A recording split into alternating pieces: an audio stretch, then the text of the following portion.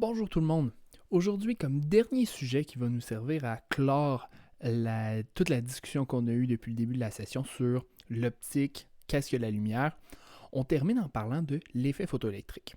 Avant même de regarder la vidéo, je vous invite à regarder dans votre cahier à la section 9.3, de faire une lecture rapide qui va vous permettre d'avoir les idées un petit peu en place pour bien comprendre de quoi on va parler dans les prochaines minutes. Donc tout d'abord, l'effet photoélectrique, ça date pas d'hier, on l'a observé quand même relativement rapidement dans l'étude de la lumière. C'est entre autres noté dans les travaux de Hertz. Si vous vous rappelez bien, Hertz avait fait la démonstration que l'électromagnétisme permettait de créer des ondes. Donc il avait pris les travaux de Maxwell et il avait été en mesure de démontrer qu'on avait des ondes électromagnétiques qui pouvaient être créées. Et déjà dans ces travaux-là, il constate qu'une onde électromagnétique qui arrive sur un appareil électronique pouvait se retrouver à faire des flamèches. Donc il dit, il doit avoir un lien. On a déjà démontré que je peux créer des ondes électromagnétiques à partir d'un champ électrique. Eh bien, il est logique que mon onde électromagnétique puisse, elle, créer un champ électrique et puisse induire un courant. Donc, avec ça en tête, on remarque assez rapidement qu'il existe effectivement un phénomène par lequel ma lumière est en mesure de me créer de l'électricité. Et on comprend assez vite quel est le phénomène derrière.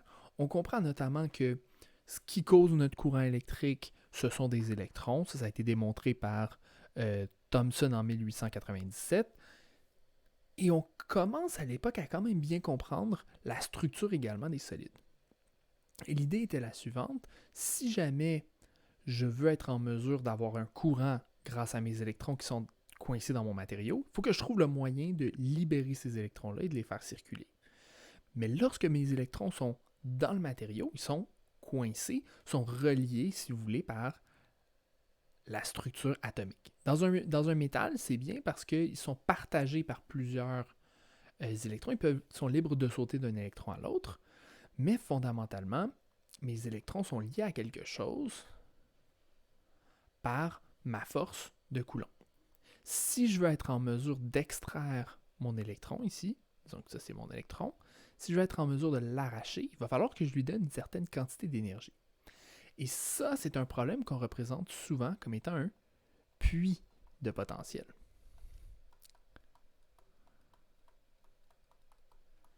Et on peut le représenter très simplement en se disant, je vais représenter sur un axe la distance de mon centre, donc ma distance R. Sur mon axe vertical, je vais représenter mon potentiel. Et dans le cas d'un atome comme ça ici, ce que j'aurais, c'est une forme, quelque chose comme ça ici. On disait mon potentiel va tendre vers 0 à mesure qu'on s'éloigne vers l'infini. Je n'aurai jamais une énergie potentielle entre mon électron et mon noyau qui serait nulle, mais il va tendre vers 0 à mesure qu'on s'éloigne.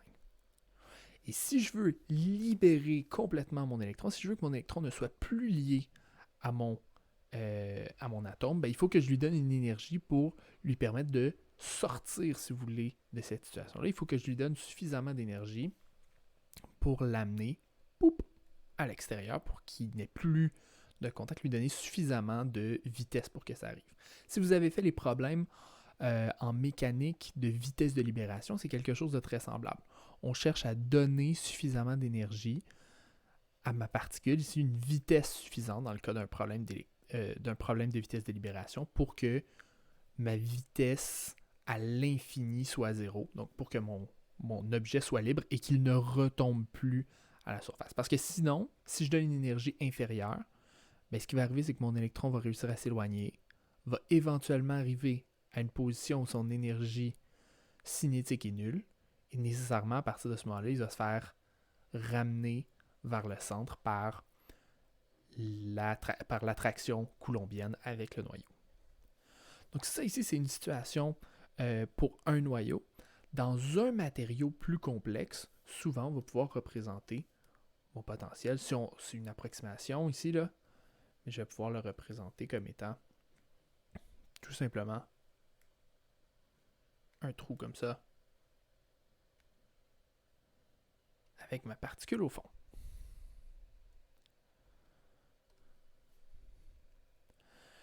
Et donc, je sais déjà à l'époque que ça me prend une certaine quantité d'énergie pour réussir à sortir mon électron d'ici.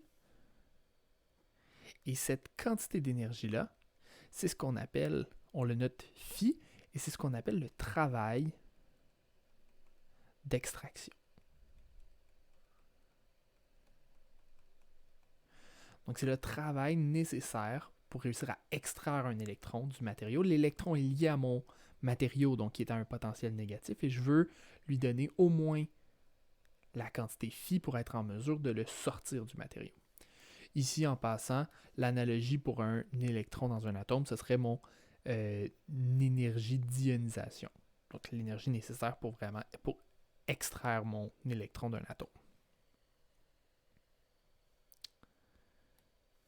Et ici, déjà selon le cas classique, je sais que l'énergie à la sortie de mon matériau, mon énergie cinétique, devrait être donnée par la quantité d'énergie, si vous voulez, que j'ai donnée à ma particule ici, moins le travail d'extraction.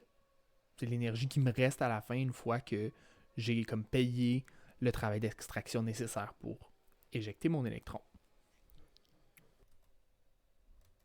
Avec tout ça en tête, on a un physicien hongrois qui s'appelle von Leonard peut-être, qui tente une expérience. Et l'expérience est relativement simple, mais est très astucieuse. Il place son échantillon sur lequel il va envoyer une lumière d'une fréquence donnée et il va mettre de l'autre côté une autre plaque ou un cylindre et il va connecter les deux ensemble. Et il va mesurer dans le fil qui est ici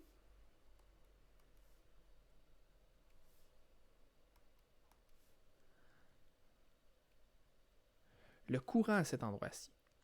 Et le courant, fondamentalement, c'est quoi? Le courant, ça va être simplement le nombre, ici c'est de l'intensité électrique, mon courant, c'est le nombre d'électrons fois la charge de l'électron divisé par le temps. C'est juste ça.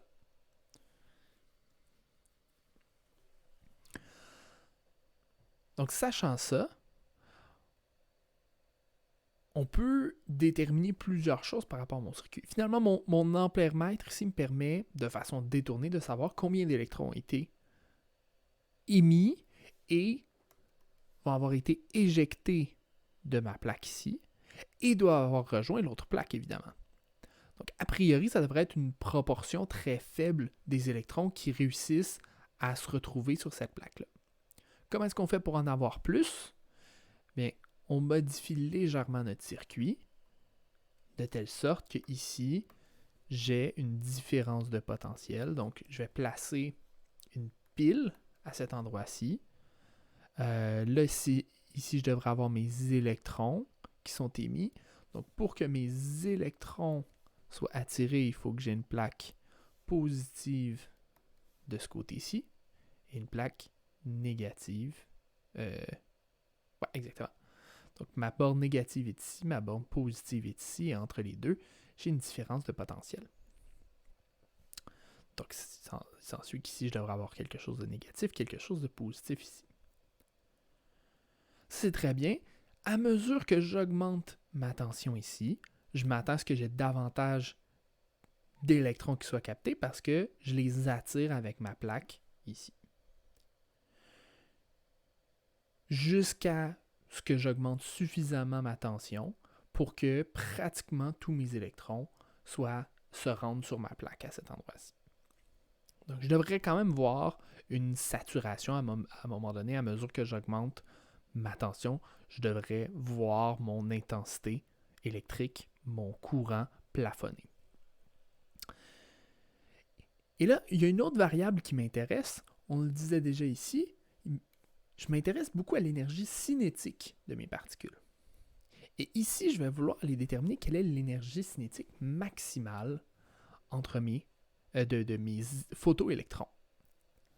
Et il y a une façon très intelligente d'aller chercher ça, qui est finalement, mes électrons partent avec une certaine vitesse. S'ils partent avec une certaine vitesse, je peux m'assurer de déterminer quelle est la vitesse ou l'énergie cinétique maximale en plaçant un champ électrique qui va venir nuire à mes électrons. Là, ici, simplement convention de signe, je vous rappelle qu'un électron, c'est négatif. Donc, pour nuire à mon électron, pour l'empêcher d'aller dans cette direction-là, il va falloir que je mette un champ électrique qui va dans cette direction-ci. Si j'ai un champ électrique qui va dans cette direction-ci, ça veut dire que je dois avoir une différence de potentiel qui est en sens contraire. Et je veux, à ce moment-là, repousser. Je devrais avoir une charge négative ici, une charge positive ici. Et comme ça, le travail fait sur mon électron va être un travail négatif. Et bref, tout ça pour dire que je veux avoir que mon énergie cinétique soit égale au travail. Et ça me donnerait l'équation Kmax égale E fois delta V. Et si j'ajuste ma différence de potentiel, je peux l'ajuster jusqu'à ce que je n'observe pratiquement plus de courant. Et juste avant que je n'observe plus rien, ce que je vais avoir, c'est uniquement les électrons qui ont la valeur maximale d'énergie cinétique. Donc les électrons qui ont la plus grande énergie cinétique et qui s'en vont exactement dans la bonne direction, c'est uniquement ceux-là qui seraient sélectionnés. C'est uniquement ceux-là qui seraient capables de sauter de cette plaque-ci à l'autre plaque. Et donc, je m'attends à ce que j'observe quelque chose de la forme suivante.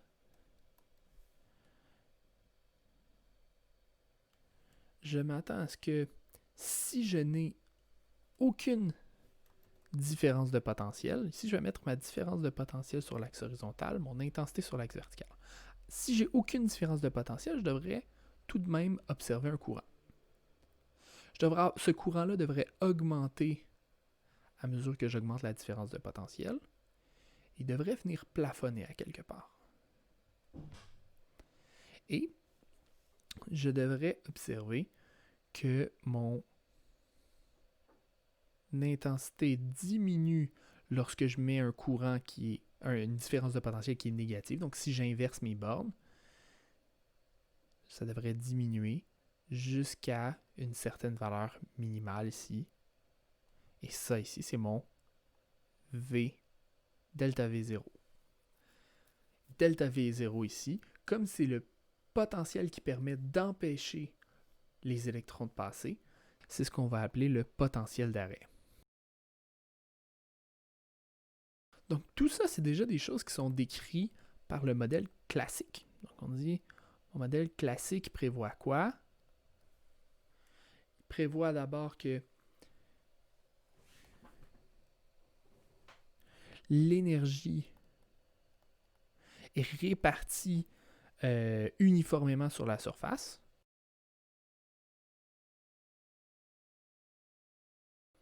Il est prévu que les électrons absorbent l'énergie à mesure qu'elle leur est donnée par l'énergie. Au fond, mon onde ici, là, c'est juste une source d'énergie dans mon problème. Je donne plus d'énergie, je donne plus d'énergie, je donne plus d'énergie. Lorsque j'ai suffisamment d'énergie, mon électron est capable de faire le bond, est capable de sortir de son puits et peut-être d'aller rejoindre l'autre plaque. Donc les électrons absorbent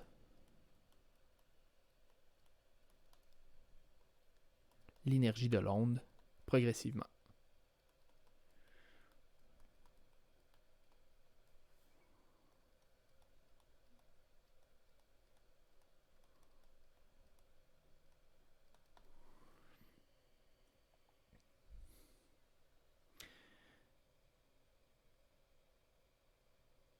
Et je m'attendrais à quoi dans ce cas-là? Je m'attendrais à ce que, notamment, si l'intensité lumineuse augmente, je devrais trouver que mon intensité électrique, mon courant, augmente avec lui. Et très important, ça semble un petit peu absurde de le noter ici, mais la fréquence de la lumière ne devrait pas avoir d'influence. Tout ce qui m'importe ici, ça devrait être l'intensité de la lumière. Ça devrait être à quel point ma lumière, il y a beaucoup d'énergie qui est donnée à mon système. Évidemment, il y a d'autres résultats connexes, notamment l'idée selon laquelle si j'ai une intensité très très faible, ben ça devrait prendre plus de temps pour que mes électrons emmagasinent suffisamment d'énergie pour être capable de faire le saut. Aussi, si mon intensité lumineuse est très grande, ça devrait faire augmenter l'énergie cinétique moyenne de tous mes électrons et je devrais avoir une énergie cinétique maximale qui est plus grande. Mais qu'est-ce qu'on observe finalement? Ce qu'on observe, c'est que la forme de l'onde, la forme de notre graphique de l'intensité en fonction du courant, coupé, ce qu'on observe, c'est la bonne forme dans notre graphique de courant en fonction de la tension, mais si j'augmente mon intensité lumineuse, j'observe que mon potentiel d'arrêt reste le même. Et ça, c'est un petit peu étrange.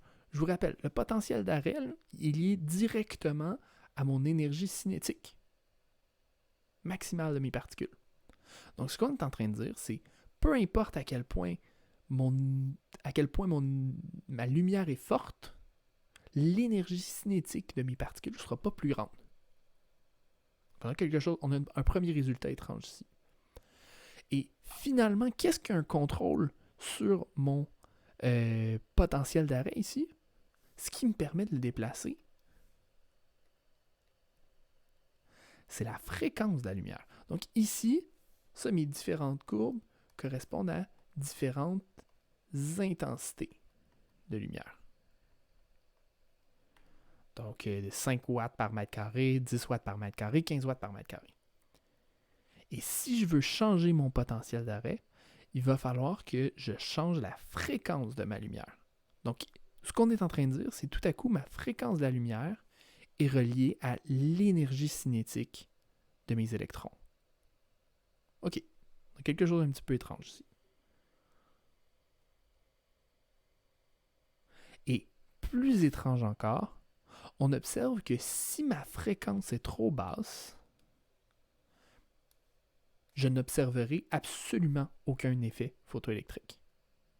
Donc, si ma fréquence est en dessous d'une certaine fréquence, qu'on va dire une fréquence de seuil, peu importe la quantité d'énergie ici, je pourrais mettre quelque chose de super énergétique, mais si je n'ai pas la bonne longueur d'onde, je n'aurai aucun électron qui va être émis. Pas un. Comment est-ce qu'on arrive à expliquer ça? Ça reste un bon questionnement jusqu'à ce qu'un physicien un petit peu inconnu, quelqu'un qui travaillait dans le bureau des brevets, tente sa chance sur le problème.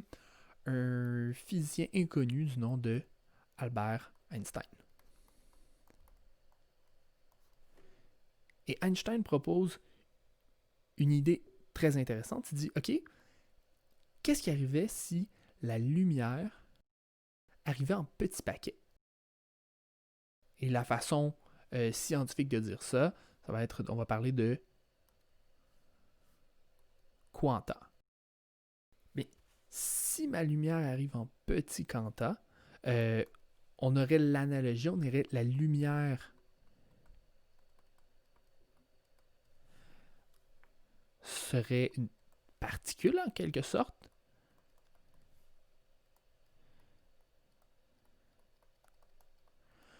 Et une particule de lumière, une particule d'électricité, on avait appelé ça un électron. Mais une particule de lumière, on va appeler ça un photon.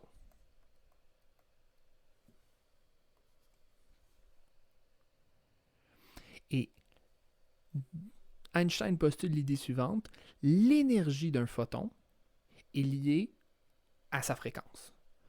L'énergie d'un photon, le symbole souvent qui est utilisé pour désigner le photon là, en physique des particules notamment, ça va être la lettre grecque gamma, donc c'est ça que je vais utiliser ici. L'énergie d'un photon, c'est donné par H fois la fréquence F. Donc, on considère que ma lumière est une particule, mais on considère que c'est une particule qui a une fréquence. Donc, c'est pas un retour complet vers l'arrière à l'idée de on revient sur un modèle corpusculaire puis c'est des billes de couleurs différentes. On admet quand même que c'est une onde. On admet que c'est une onde d'une certaine fréquence, mais on se dit que cette onde-là va venir en petits paquets. On a des tout petits groupements d'ondes individuelles. Et selon cette idée-là, on va avoir notre potentiel. On a besoin de changer presque rien à notre problème. C'est ça qui est merveilleux. C'est que mon électron est toujours au fond de mon potentiel. Mais cette fois-ci, ce qui vient exciter mon électron, c'est un seul photon. C'est un seul petit segment d'onde individuel et qui doit lui donner suffisamment d'énergie pour le sortir. Et cette énergie-là, c'est donné par H fois la fréquence. H fois la fréquence, ça réussit à amener ma particule jusqu'ici. Et pour que je puisse avoir de l'effet photoélectrique, il ne s'agit pas uniquement de monter progressivement l'énergie de mon électron comme on faisait dans le modèle classique. Il faut que mon électron individuellement ait suffisamment d'énergie pour l'amener jusqu'ici. Et évidemment, il va rester une partie de cette énergie-là, et cette énergie-là va correspondre à l'énergie cinétique de ma particule lorsqu'elle est sortie. Et il faut comprendre aussi une idée, c'est que la probabilité qu'une particule absorbe au même moment 2 photons est excessivement faible. Donc c'est pour ça qu'on va vraiment dire il faut qu'un seul photon soit capable de sortir mon électron de mon matériau. Et si j'admets ça ici, ben mon équation qu'on avait vue tantôt devient très simple. Mon énergie cinétique à la sortie devient simplement HF, l'énergie que j'ai donnée à mon électron, moins le travail d'extraction. Et en plus de ça, on vient expliquer pourquoi est-ce que j'ai une fréquence minimale. Ben, il faut que ma fréquence soit au moins suffisante pour que mon énergie cinétique à la sortie soit au-dessus de 0. Et donc, je vais avoir une fréquence de seuil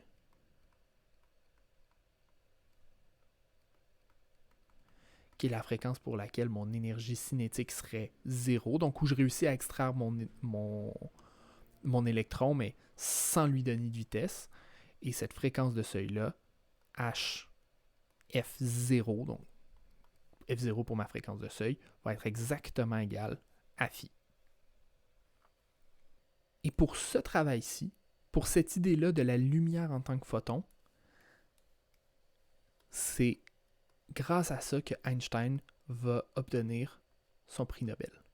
Pour tous les travaux excessivement célèbres qu'il a fait, les gens pensent souvent que Einstein a été célébré pour la relativité restreinte ou la relativité générale ou plein d'autres travaux qu'il a fait, mais son prix Nobel a été décerné principalement pour son travail sur l'effet photoélectrique. Ce qu'on vient de voir ici est l'idée de photon.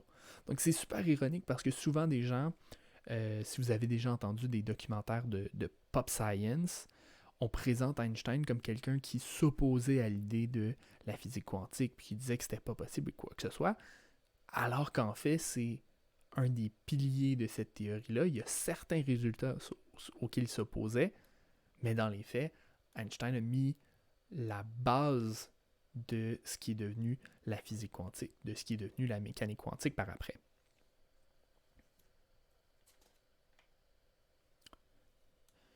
Une petite note pour ce qui est des calculs. Là, on a vu uniquement la théorie ici. Dans vos calculs, on va souvent utiliser une unité d'énergie qui est différente. On va souvent parler d'électronvolts. Je vous rappelle, un électronvolt, c'est simplement l'énergie que ça... la différence d'énergie potentielle électrique correspondant à un électron qu'on déplace dans un potentiel de 1 volt. Pas besoin de saisir toutes les subtilités. Vous avez la conversion dans votre cahier. Vous pouvez aller regarder dans vos références. Vous pouvez fouiller rapidement sur Internet. La conversion vous est donnée. 1 électronvolt, ça correspond à 1.602 fois 10 à la moins 19 joules.